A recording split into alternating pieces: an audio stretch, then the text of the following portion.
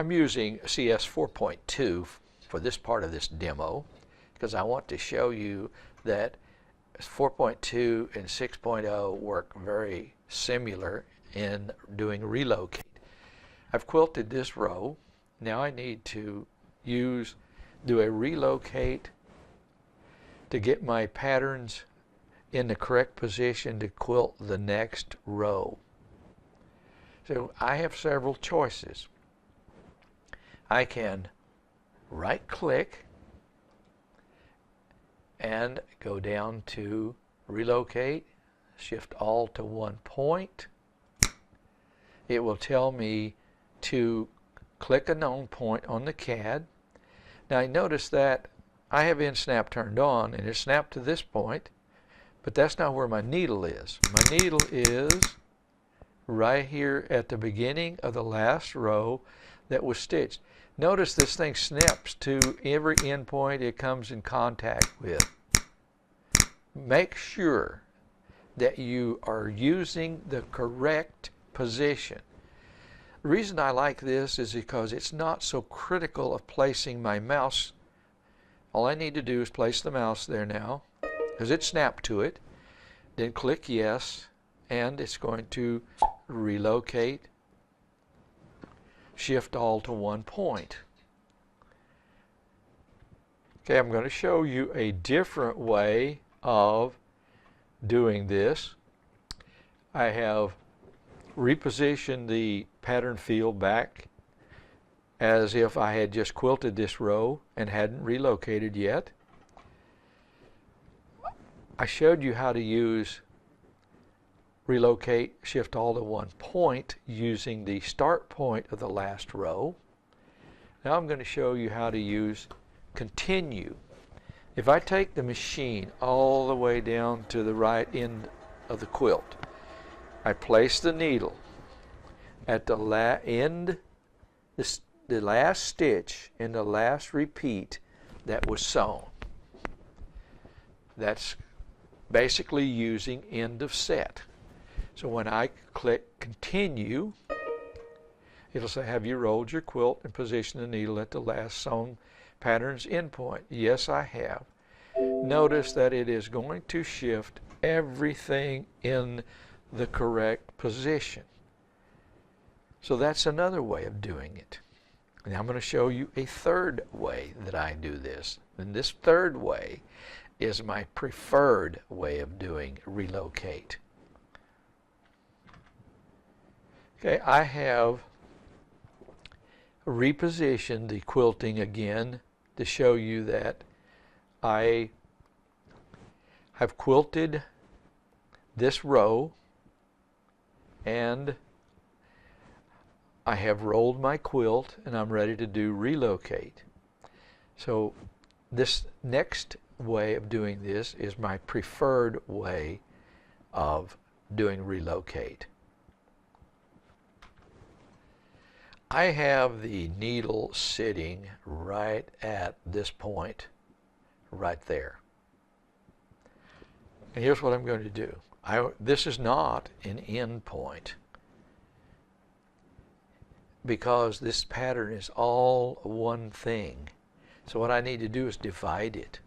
So I'm going to right click, tell it to divide pattern, zoom in, there's the little plus sign, and if I left click, it'll divide this pattern at that point. Remember, I'm in 4.2. I can show you that it is divided there because this part, and then if I click over there, that selects the other part of this pattern. So I have divided it into two different sections. All I need to do now is right click, and zoom in, right click, relocate, shift all to one point. Now see, it snapped right to that point. I made sure it goes to the correct point. Left click, click yes. Now it's going to relocate everything on the screen to the correct position. I'll do a boundary, I'll check the edges, and quilt a row. Here's another idea that you might be interested in. This quilt is 7 blocks wide and 8 blocks long. And each block is 12 inches by 12 inches. I have this pattern set, so it's 12 inches by 12 inches. These little marks you see here, there, these mark the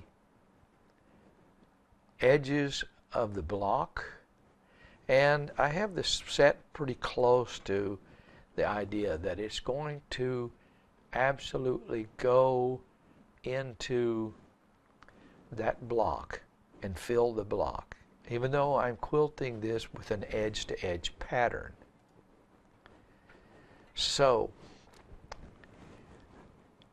I can set this up and quilt it block by block, actually row by row, by using this special pattern.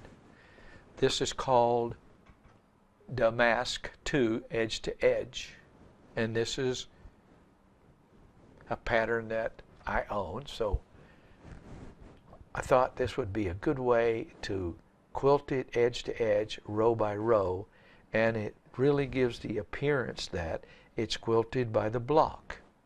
So I'm going to quilt this row. Then for the next 2 rows I'm going to use version 6.0 and show you the same procedure for doing Relocate. Okay, I finished that row in 4.2, and now I'm going to do a Relocate using 6.0. And remember, I could use this Relocate shift all to one point. I could use the start point of this last row that was quilted. I could use continue, and it would tell me to place the needle at the last point that was stitched. I could put it right there. I could use continue, but I'm going to use divide, and I'm going to use this point that is in about the center of this row.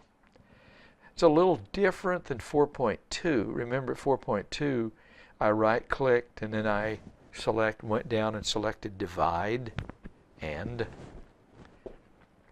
I put the mouse there, and I left-clicked, and that divided the pattern. I'll right-click, tell it I want the nodes. Then I will put the cursor over that point, and I will hit the D key to divide it. We know it's divided because if I hit the D key again, it just makes this funny noise. So I know it's divided. Now I'll escape, right click, relocate, shift all to one point. I'll have end snap turned on. Just press the E key, and it's going to snap right to that point. Click yes, and I'm all set in the correct position to build a boundary and to quilt this next row. So that is how easy it is to use Relocate Shift All to one point, and it is safe to use Relocate with the end snap turned on if you pay attention to what you are doing.